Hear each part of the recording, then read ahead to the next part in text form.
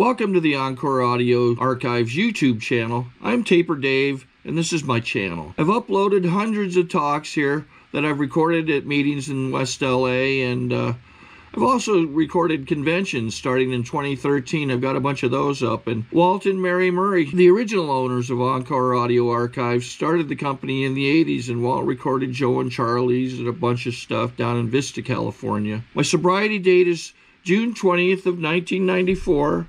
I hope you find something you like, so please like and subscribe to my channel and comment down below. If you want to hear something that I don't have or that you don't see, I'll see that I get it. Anyways, take care and have a great day if you want to.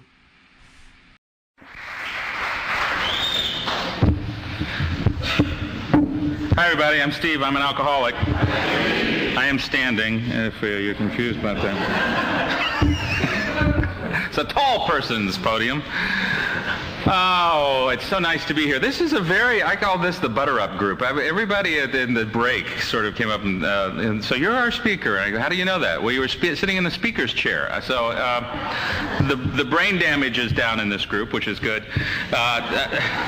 My sobriety date's May 25th, 1979, and actually I think sometimes that's all sobriety really is hiding your brain damage so they don't put you away. Because when you drank as much as I did, you killed a lot of those brain cells. And I don't know about you, but the longer I stay sober, the more I realize the less I remember about my drinking. When you get sober, you think it's so clear, but the longer I stay sober, the fuzzier it gets. Very nice to be back at this group. I'm an alcoholic, and I was at, I guess I spoke at this group maybe about 2.5 years ago, and it's always nice to be asked back anywhere. And in fact, this group has a couple of things. Actually, there was something that happened out of that group, that speaker meeting. I never realized that speakers actually went up to the taping people and found out how many tapes they'd sold. I didn't know this happened. There's a lot of stuff. I'm a very naive person. I didn't know that when you were drinking, you could go up in a bar and pretend you were a jet pilot. Or it was like it was okay to be a heart surgeon when you weren't. I didn't know you could do this. You know, I sponsor guys, and it's not like I really don't care about St. Pauli girl. The Zimas interest me, but they do. Zimas are like the only alcohol I think that really fascinate old timers. You know, they do. You know, you see an old timer talking to a newcomer. Look, forget about your wife and kids. What's a Zima taste like? Just tell me. Explain a Zima to me, and then we'll do the steps, all right? I want to know about Zima first. It's clear, it's beer, what is it, you know? And all I really know is every newcomer goes, it doesn't taste very good. And that doesn't quite settle it, does it? Doesn't quite satisfy your curiosity, because I've been sober a while. I never had a Long Island iced tea. I never had a St. Pauli's girl. I never had a dry beer. What the hell is that? You know, they've really invented a lot of stuff alcoholically since I've been clean. And so I found this one guy called me and says, I want you to speak at my meeting.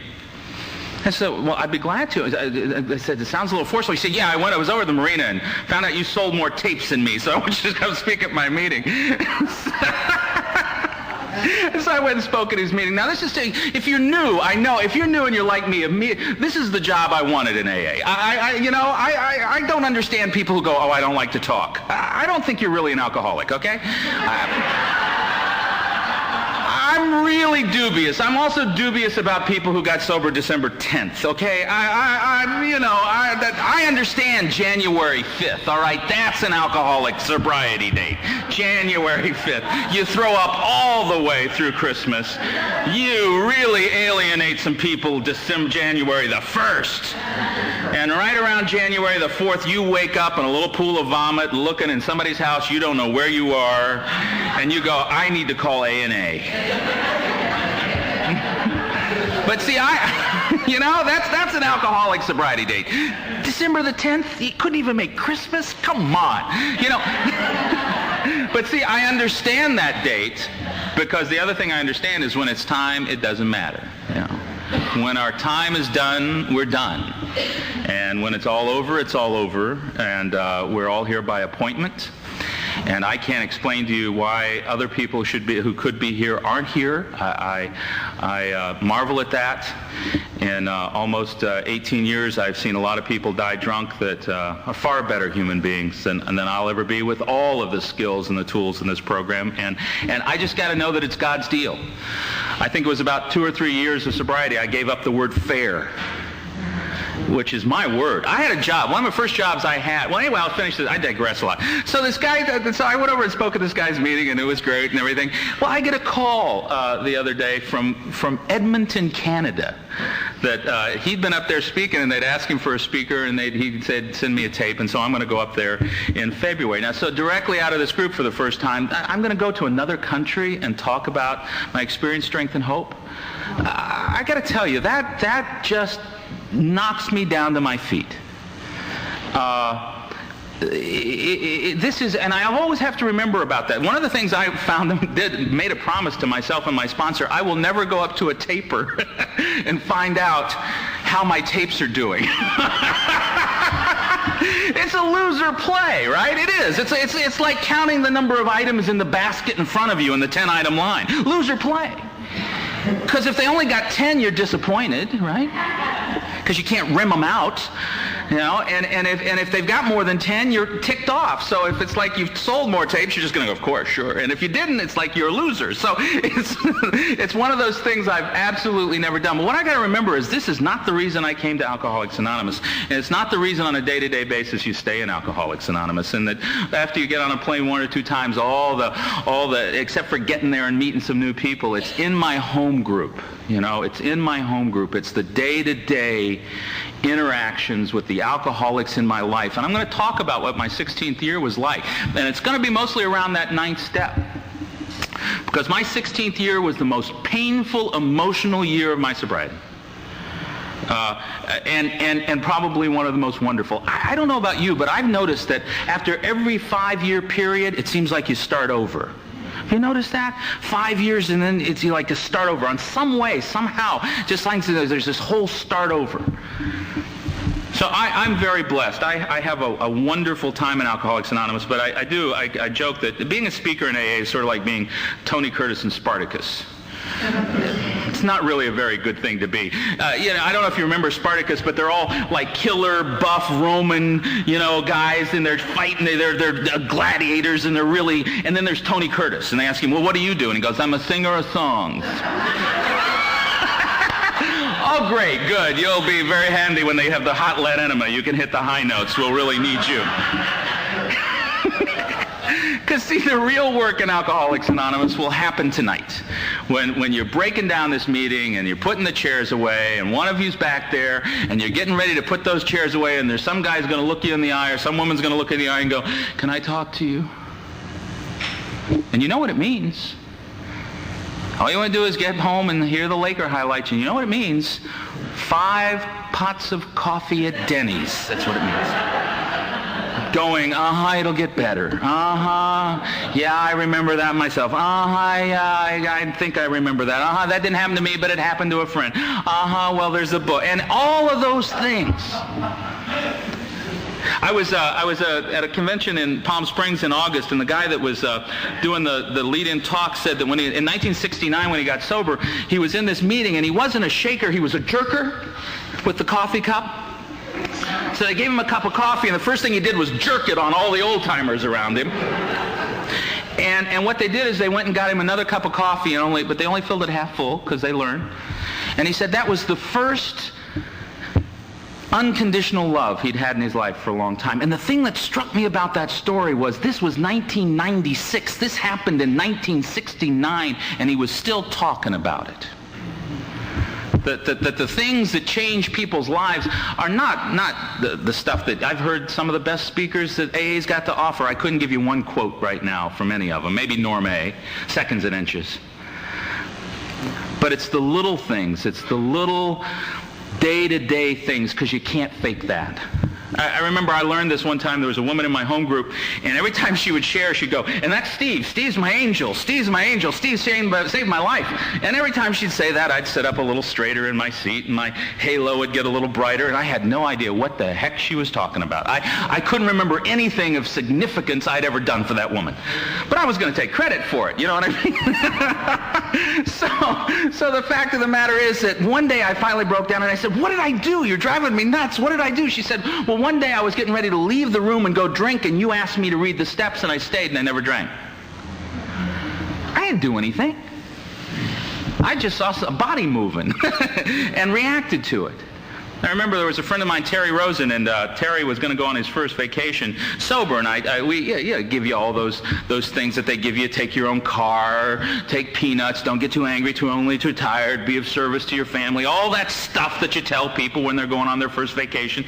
And then he came back, and I said, how'd it go? And we talked about how it went. And about 2 years later, at some podium, some meeting, he said, yeah, and Steve asked me 2 years ago how my vacation went. And if you stick around here, those kind of things will happen to you that you don't even know that what you're doing is significant for the other person.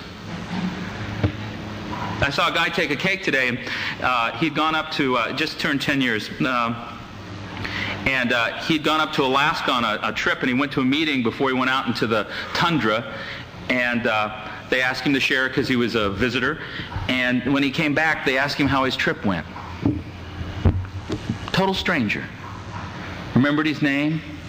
Wanted to know how things went for him. Alcoholics Anonymous is an amazing program. I remember walking in the door of the club in Columbia, South Carolina, May 1st, 1979, and I'd taken that 10,000-mile drive down there because I didn't know you people delivered. I didn't know that if I called up, you'd come get me. Give me 2 drunks and a pepperoni pizza and you'd come. See, I didn't know that would happen. And so I got in that car, and it was like remember when you're 14 and taking that 2,000-mile walk across the dance floor to hear her go, no, no, no, no, no. Not if you were the last boy on earth, earth, earth, earth, earth, earth, earth, earth. And you turn around and all your, It was the same thing, and I was walking in that club not knowing anything about AA, but having a lot of opinions about it. Because I'm an alcoholic. I believe it should be on the 20 questions. Do you need facts to have an opinion? No, you're an alcoholic. Because everybody in this room could give a lecture on the Russian economy right now if you needed to, right? Don't need to know anything about Russia. You just talk about it. Pre-Al-Anons would believe you, Because we're people who went out for a pack of cigarettes, on Halloween and had to explain where we've been till Valentine's Day.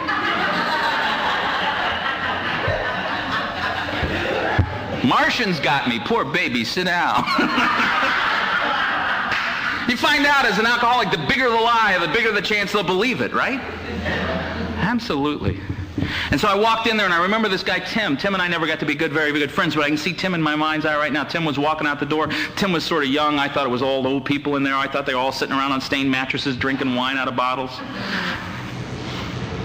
And he put his hand out and he said, hi, I'm Tim. I'm an alcoholic. I can't stay but go on in. The meeting's beginning to start. And one of the things this disease took away from me, I think, it dehumanizes us before it kills us.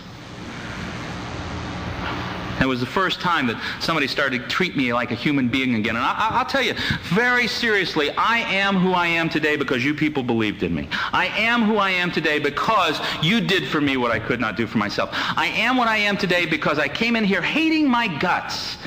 And I didn't even know that. There's a lot of stuff I didn't even know about myself when I got in here. But I came in here hating my guts, and I based that only on one thing, the way I behaved towards myself. I really base what you think of me, what I think of me, about the way I behave towards myself. I'm not totally what I do, but what I do pretty much says who I am. Ultimately, that's the way people judge me. My boss judges me on what I do, not what my potential is. And I tried to live off my potential and my intentions for a long time. And I always had good intentions and a lot of potential. Biggest fear is you're going to be buried. I think, who said this? Lily Tomlin. And on your gravestone, they'll write, they are living up to their potential. But I came in here, I hated my guts, and you guys filled me with so much love that I could hold on to it maybe while I was in the room. And then I was able to hold on to it till I got to my car. And then I was able to hold on to it till I got almost home. And then I was able to hold on to it till I sat in my chair for a little while. And then I was able to hold on to it for an hour, or 2 hours, a day, a week. But I tell you, at almost 18 years, I've given up on trying to hold on to it without you. I've given up on getting well. This insecurity, this belief that there's something wrong with me, which I know is a lie.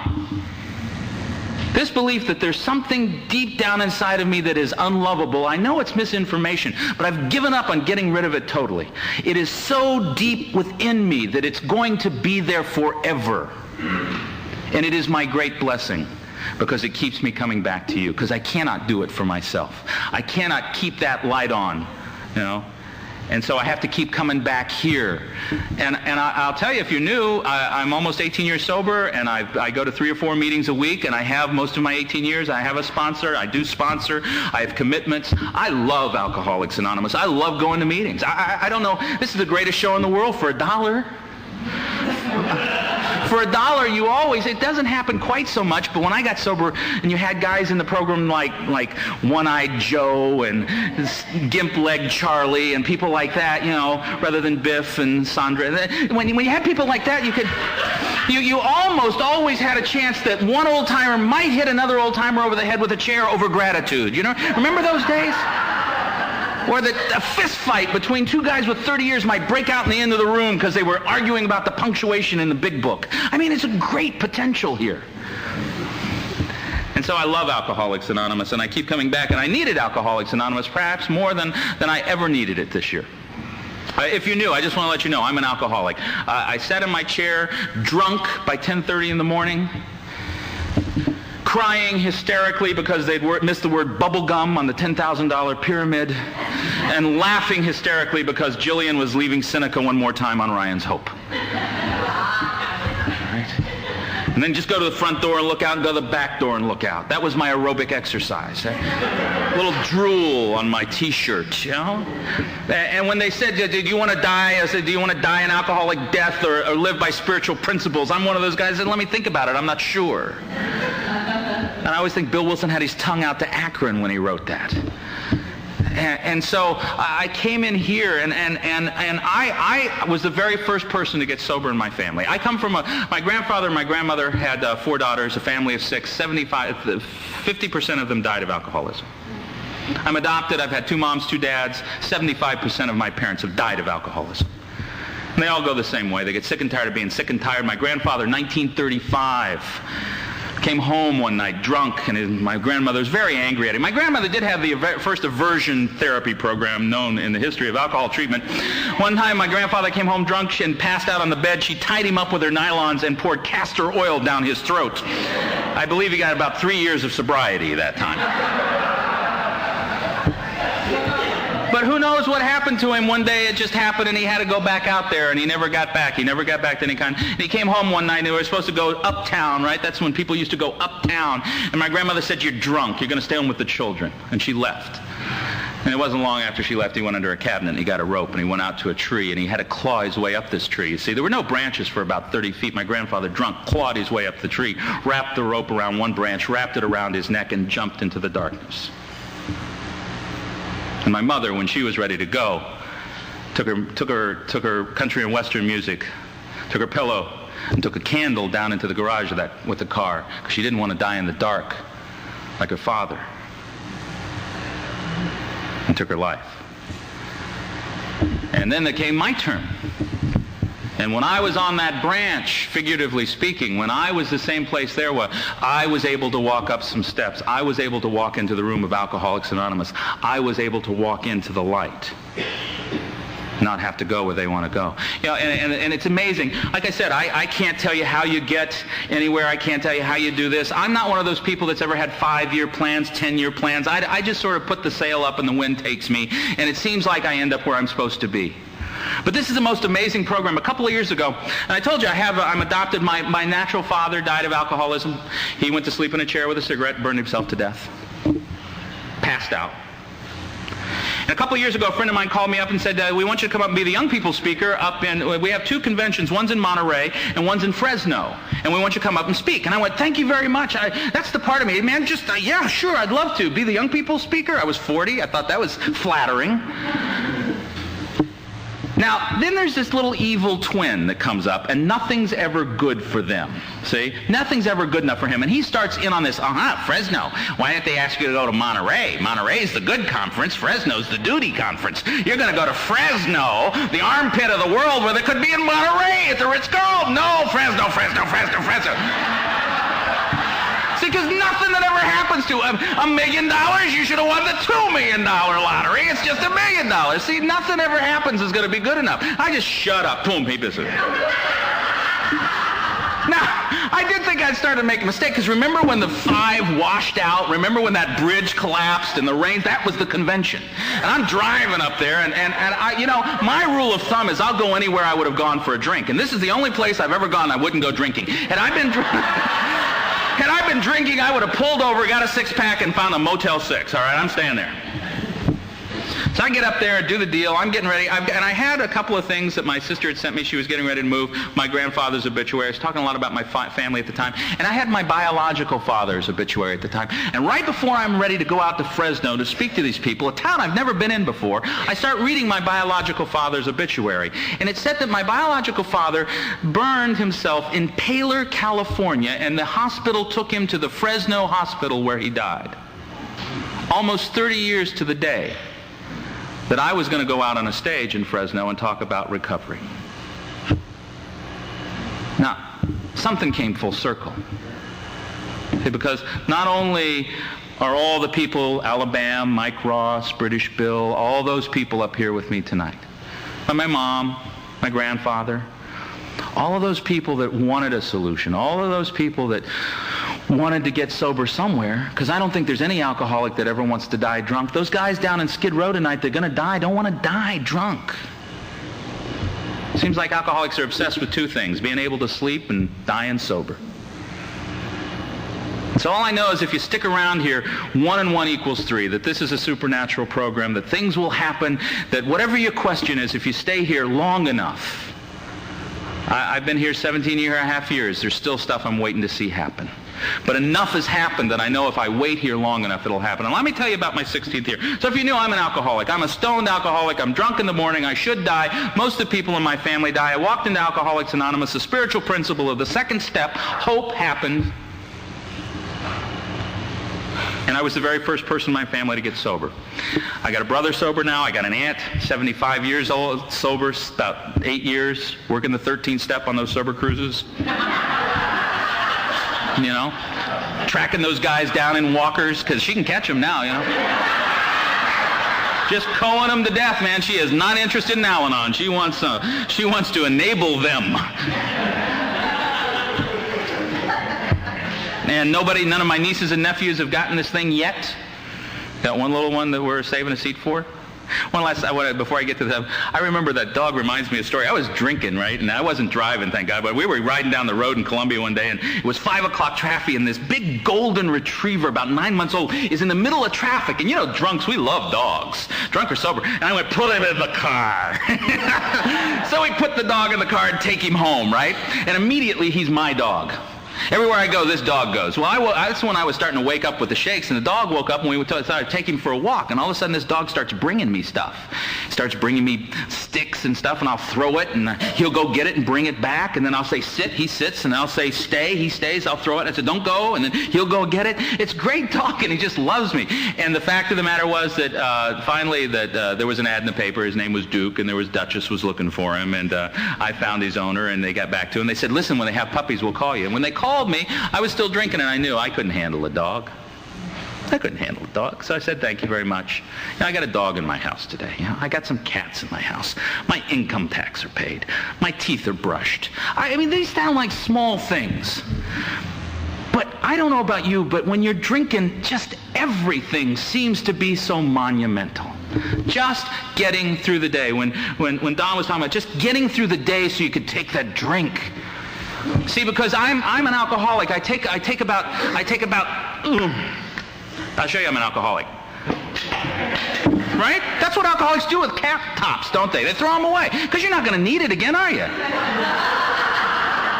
Anybody ever put the cap back on a fifth if it was a Friday night at 8:30? No, come on, it's going to be gone by noon. But I take a little ethyl alcohol. I take about 8 ounces of alcohol. I like a bucket glass, too. Oh, boy, nice, heavy bucket glass. No ice, you might choke yourself to death on that. But you take about 2 ounces of ethyl alcohol. I take it down there. It goes down my throat, hits my stomach, and the sun rises. The sun comes up in my stomach, my legs go numb, my chest, it comes back up my chest, it goes out my fingers, it flushes my face, and every pore in my body goes, oh. Right? That's what it does, doesn't it? You should see your faces. You're all jonesing just a little bit, you know. Going, yeah, I remember, Sort of the sober version of phone sex is what that is, but see, that doesn't happen for a normal person. They go, I love it. There's a code in the book. It says, and this is a heavy drinker. He might die a few years earlier. You know, the medical profession would call that an alcoholic, not us. No. Our definition is no matter what. Die a few years earlier, kids hate your guts, going to take somebody out in the crosswalk, boss is going to fire you, whatever might happen if you take that next drink, it's got you. You're going to take it, and nothing is going to keep you from it. And that is powerless for me. I'm powerless over alcohol. I never got a day before I came to AA. Never got one day. And I've never been close to a drink since I've been here. I must honestly tell you, for me, and that's not, and I think that makes it easier, you know. I'm not saying that my story is the bravest of all. I'm just saying this is my experience. I've never really been close to a drink in almost 17 and a half years. And let me tell you about my 16th year. I met a girl. In fact, I'd met her when I came and talked here, and we were going to get married. And I'd met her before. We were working together, and, you know, when we met each other, it was like you had to open the windows. You know? Now, I'm an alcoholic male. You rub me up against the wall, I get a little warm. But she was responding. See, only fortunately was she was engaged, and I wasn't going to be the guy you can't take to the family picnic. Let that happen to somebody else. That's not spirituality. That's ego. But we got to be friends, and we hung out, and we were appropriate and proper. And a couple years later, she wrote me a letter, and because she's in another program, and I challenged her. She probably needed a sponsor. She's really going to do it, and she got one. And she wrote me a note saying, thanking me for helping with her program. We got together for dinner. She was in a relationship. I was in a relationship. And about halfway through the dinner, it turned into a date. We kept dating. About May of that year, I popped the question. I think it came over that fall. We were going to get married the next July 95, we got married. Put me in a tuxedo, walked me down that aisle, made me into Prince Charming. Hispanic family said, white boy, you will get married in a ceremony this time. You've been married a couple times, and we're going to make sure this is done right. Went on a cruise for the honeymoon. Don't ever go on a cruise for your honeymoon. It's a bad idea. What I love about AA is everything after you talk for a while becomes a story. And when you go talk, tell that story. You know, it's like we become kids. Remember the story where you go to jail and you're shaken and you don't have any money and they vote you best looking on the cell block? Remember that story? Tell that story again, would you? I love that story so much. It gives me such hope. So I tell somebody, said, tell the cruise story. Oh, you mean the part where I was totally gutted? Okay, I'll tell that story. Don't ever go on a cruise on a honeymoon, because you go on a cruise on honeymoon, people are going, oh, you're on your honeymoon? Why are you at lunch? You're on your honeymoon? Why are you looking at the glacier? You're on your honeymoon? Why are you at bingo? Because what they mean is, you're on your honeymoon, why aren't you in your room screwing like rabbits? And what I wanted to tell them is because my wife is so regressed, she's in the shower calling for her mother, and that doesn't turn me on, all right? I mean, it wasn't going well. You know the honeymoon's not going well when you're looking for places to dump the bride's body overboard, all right? And you go, then you look on the thing and it says the Friends of Bill Wilson meeting at 12, and you can't wait to get there because you're toxic, only there's nobody there but you. And this is dangerous because you are the main speaker and the group conscience. So you're going, I think we should kill her. Hell yes, let's kill her. God's will, I'll validate that. Your sponsor's not here. You can't reach him. Let's do it.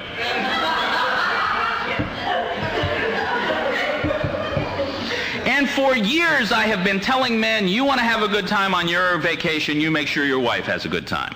You want to have a good time on your vacation, you make sure your kids have a good time. And what I absolutely, positively believe to the core of my being in this program, nobody I sponsor will do anything I don't do, no matter how good of advice it is. If I can tell them the keys to the kingdom, and if I'm not using the keys, it's not going to have anything to do with anything.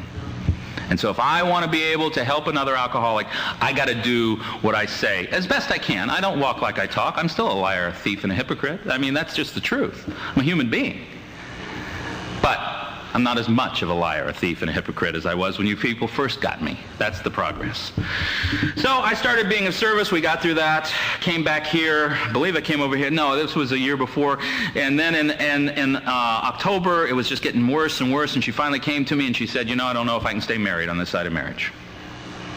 Now, if you're new, I'm 16 years sober. I don't want you to have any illusions that I am Gandhi, okay? I don't want you to have any illusions that she came to me and said this, and I said, oh, that's okay, butterfly. You fly away. If you come back, I release you with love. No, the only thing I can do in that kind of situation is say something like, get your ratty stuff out of my house. Or, get your ratty stuff off my yard. Or really, get your ratty burning stuff off my yard. Right? Or go, please don't leave me, I gotta have you. I need you. You know, beg her to come back, then leave her ass, right? Those are the only two choices. My third choice was call my sponsor, and I know what that lame is going to say. You're supposed to be a loving, kind person, regardless of her behavior. And then my head says, maybe he's related to her. Maybe we can take him out too. But I usually do what he says. I started being of service. She went away for a while. She came back. It got better. It got worse. It got numb. It got bad. I found out. I became the detective. Because I come from an alcoholic home. You put the elephant in the living room, people die. I'm going to find out what's going on. And so I did what people do in those situations. I became the detective, and I found out why this wasn't working. I found out that this beautiful, lovely, terribly disturbed woman decided that having an affair when she got married was the way to handle it. Having an affair when she got back from the honeymoon was a way to handle it. Ending that one and playing around with having another one was a way to handle it. See, and it's such addictive thinking, isn't it? See, I'm the addict. I think I can go north and south and I'm going to get somewhere. See, I'm the addict. I think 1 and 1 equals 2 for you, but man, it's 3 in my world. I think I can be single and be married all at the same time and it's going to work. And I got to tell you, one of the greatest freedoms in my life, 65 miles an hour applies to Stephen Bordner. The rules apply to me. I learned that here. And as I say this, I know there are people in this room that this is happening for right now. I know that there's people in this room that have had what I've had happen to them. Maybe all of us. As I share this story more and more, I'm surprised how few people haven't had something like this happen to them. But I know she's in this room. Maybe it's a he, but she's here tonight. And I know he's in the room. And all I can tell you is it ain't going to work. And if you're new, I want you to know I've been her and I've been him too. I just don't do it anymore. I don't do it anymore because it doesn't work.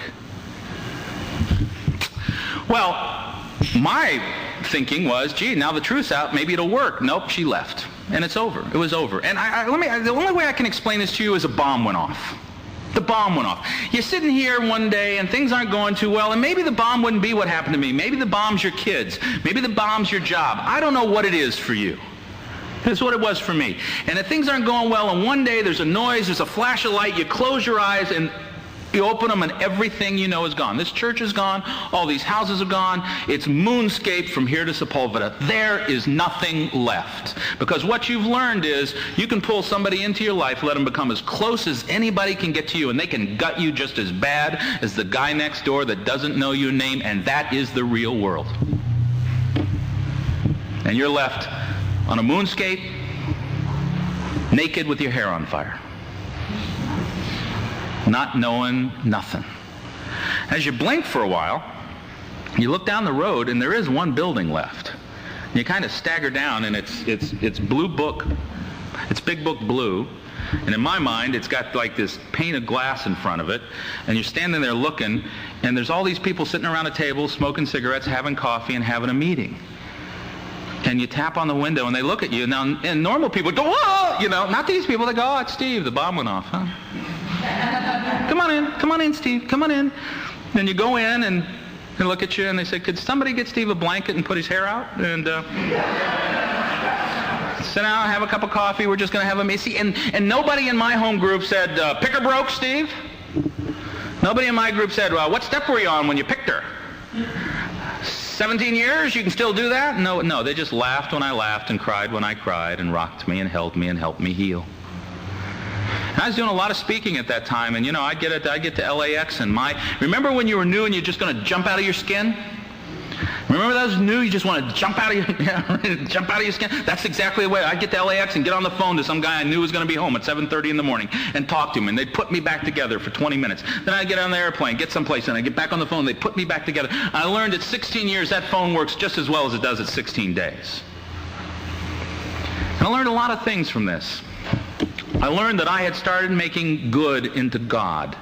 This book says that we thought we could wrest satisfaction and happiness from life if only we managed well. And that's talking about sober people.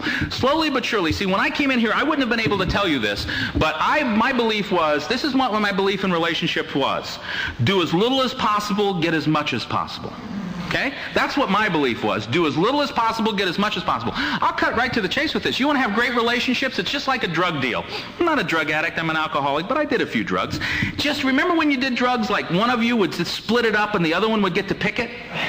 Remember? Right? Just don't ever give somebody a bag you wouldn't pick. In a relationship, you'll have great ones. Never offer somebody a deal you wouldn't take. If I'd offered this deal to my ex-wife, she wouldn't have taken it. Tell you what, honey, I'm going to run around on you and you stay monogamous. You want to take that deal? No, hell no. So I can't tell you about the deal, see?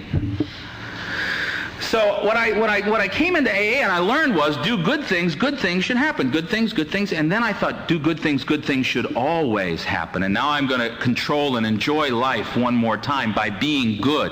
And what I learned from this whole thing is I did everything right. You know, when I walked away from this thing, and this is where I am in the ninth step, this is the first time where I've actually had to accept and amend, where I have no part on the other side of it. I have nothing to make an amend for in that relationship. Everything I needed to make an amend for, I already made an amend before all of this came out. And I tell you what, I would sometimes rather be the one who hurts than the one who was hurt. Because I have come face to face with how unforgiving a human being I am. You know, I just told you, I've been the liar, the cheat, and the thief. I've been her, I've been him, I've done those things. I don't do them anymore, but I've done them, so you would think I would understand her. But I can't get those two things together.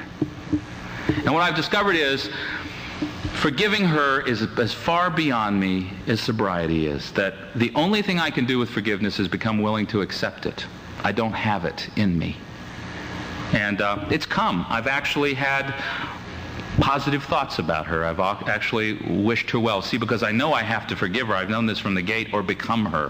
What I do not forgive, in holding on to our resentments, we shut ourselves off from the sunlight of the Spirit, insanity returns, and we drink again. And who am I? Who am I to look down on a spiritual hilltop on anyone? There's absolutely no reason I'm not getting out of the penitentiary today because I ran over a family of 5 when I was drinking and driving 17 years ago. There's no reason why I haven't tortured and maimed the lives of any number of children because I ended up being a father that wasn't able to be a father because of my disease. There isn't any number of reasons that any number of things haven't happened to me over the last 17 years, but that I was blessed with the gift of sobriety. Now, I've had to do a lot of stuff to maintain that gift. But I've done nothing to earn that gift except for that God decided that I was going to get it. God decided you were going to get it. And like I said, about 2 or 3 years of sobriety, I gave up fair. Fair is whatever God wants, and I've given up trying to figure out what justice is. All I know is He's going to take care of it, and I don't have to worry about it. My only job here is to give away what was given to me so freely, mercy, time after time after time. And I haven't been able to do that totally here. But you people have gotten me through this. I'm in another relationship. I didn't expect that to happen for a long time. I am, you know what, and I'll finish with this. You know what would happen normally outside of spiritual experience? If you're an alcoholic and you're being good finally, remember all that stuff, and you want a reward for the gift you were given for being sober? Where's my reward for being sober? I think it's sobriety, Steve. I know. So now here I go, and I suit up, and I'm Mr. Straight. I don't cheat on her. I'm not having sex with her sister or spending her money or doing any of those things that the guys on the Harleys are doing, you know. I'm playing it straight and get screwed over worse than I ever got screwed over when I was cheating. So what's that? The only thing I know to say about that is to hell with that. I'm going back to cheating, right? That's what you do with that. I tried it. It don't work. I'm going back to cheating. I am more committed today to being honest than I've ever been. And I can tell you in this room, and I've said this a number of times, no woman ever has to worry about feeling the way I felt because I do to her what was done to me. See, when I came into Alcoholics Anonymous and you hurt me, I only had one choice: hurt back. When I hurt, I wanted, and not because I'm a bad person, I just want you to feel what I feel so you'll stop it. That's all. Just stop it. So when I got hurt, the only choice I had was to destroy. And you people have given me another choice. When I hurt, I can create. I can take that pain, I can come here, and something positive can come out of it. Because 1 and 1 equals 3 here. I'm never going to be him. I'm never going to be her. You know? And if playing it straight means it doesn't always turn out right, that's okay, because it says in the 12 and 12 that we finally come to the idea of character building for its own sake, not because we're going to get something out of it. And I think maybe that's a definition of being an adult. And if this has done anything for me, it has helped me grow up. Alcoholics Anonymous has helped me stop being a child and become an adult, to take responsibility for my life, and as much as I can for the life of the people God brings into my life. I want to thank you so much for letting me talk tonight. I will end with the story I always end with, and it is so much about this year for me, that the drunk was walking home one day and he runs into God, and God is on the road, and the drunk is hurt and sick, and God's got something in his hand, and the drunk goes, "What is that?" And God goes, "Oh, this is sobriety." And the drunk, being manipulative, says, "Well, how much does it cost?" And God, being manipulative, goes, "Well, how much you got?" And the drunk goes, "Well, I got about $50. And God goes, "Okay, for you, sobriety costs $50. Now the drunk, trying to get out of the deal right away, goes, "Well, if I give you all $50, I won't have any gas for my car." God goes, "Oh, you have a car. Oh, I'm sorry. No. For you, sobriety is going to cost you your car." He says, "Well, if I give you my car, I won't be able to get to my job." He says, "A job? You're employed? I didn't know that. No, for you, sobriety is going to cost you your job." He says, "Well, if I give you my job, how will I pay for my house?" "A home. You have a home. Oh, I thought you were down in the cardboard box by the railroad station." No, a home. No, sobriety costs you your home. Yeah. He says, "Well, what about my wife and my kids?" "A family? You have a family?" "No, sorry, but sobriety is going to cost you your family." He says, "Well, then what good is my life?" God goes, "That's right. That's right. Sobriety costs you your life." And because the drunk is just at that magic moment of surrender and willingness, he gives God his money and his car, his job, his house, wife, kids, life. And God gives the drunk sobriety, and then he looks him deep in the eye and goes, "Okay, give your money back. Not your money anymore, it's my money. You get to spend it for me. And give you your car back. Not your car anymore, it's my car. You get to drive it for me. Give you your job back. Not your job anymore, it's my job. You're going to work it for me. I'm going to give you your house back. Not your house anymore, it's my home. You get to live in it for me. I'm going to give you your family back, but based on your behavior, they have a right never to talk to you ever again. But I'm going to give them back to you because they're not your family anymore, they're my family. I'm going to let you take care of them for me. I'm going to give you your life back, but it's never your life ever again, it's my life. You're going to live it for me." And then somewhere in your sobriety, he may come to you and say, "You think it's a marriage? It's not your marriage, it's my betrayal. And I'm not going to give her back to you. But I'm going to take care of her, and I'm going to take care of you. And what I want to know, are you going to stay sober on the day where you don't know what your name is?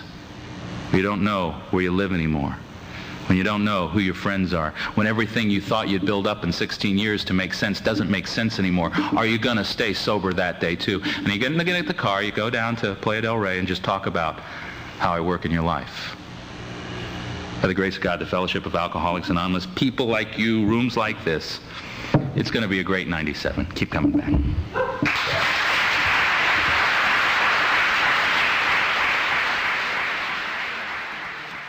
Sorry to interrupt your viewing. Taper Dave here. Just wanted to take a second to ask you to like and subscribe to my channel. Let me know if you like what you're listening. I've got some very good talks here, and this one's a great one. Just curious, do you think this is better than Zoom? Tell me what you think.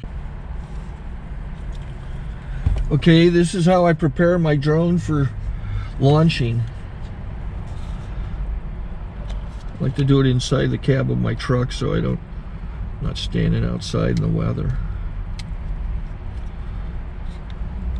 To install the joysticks for control, up and down, right and left, powered on. I have an Android phone that I use to connect it to the drone with. And it's actually controlled through the iPhone, through an app. Oops, wrong way. It's actually controlled through the iPhone, or through this Android phone, through the app. It's actually controlled through the Android phone, through an app, and you connect it through this short connection right here.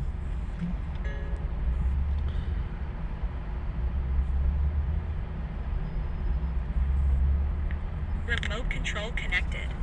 Remote control's connected. So I pull out the drone. I have to extend the legs. Long legs extended first, then the short legs. Remove the gimbal protector. Set that aside, then power it on one short burst, then one long burst. I lay it down. So I have to go to calibrate. So the drone's not connected yet. It shows you here as this drone gets disconnected, even though the remote's powered on. So the drone has to establish it's connected. So I go into the app to calibration mode. First I'll calibrate the remote controller. Start calibration. Out, in, oop, out, in, up, down, and then this little wheel is to control the gimbal. So it's calibrated. Go to gimbal calibration, start calibration, and then it calibrates the gimbal. I don't know if that shows up. The gimbal's moving all over the place. Changes, you can see it on the video. And I'm calibrated to take off. It's acquired 7 satellites at the moment. There are 26 satellites up in the sky, which it has to acquire before you can take off. So it's connected. It's got enough satellites. This is white. I can go to press this little arrow button, swipe right to take off, and it would start the motors if I slid this to the right. But I'll wait till I get outside. Don't want to do it inside.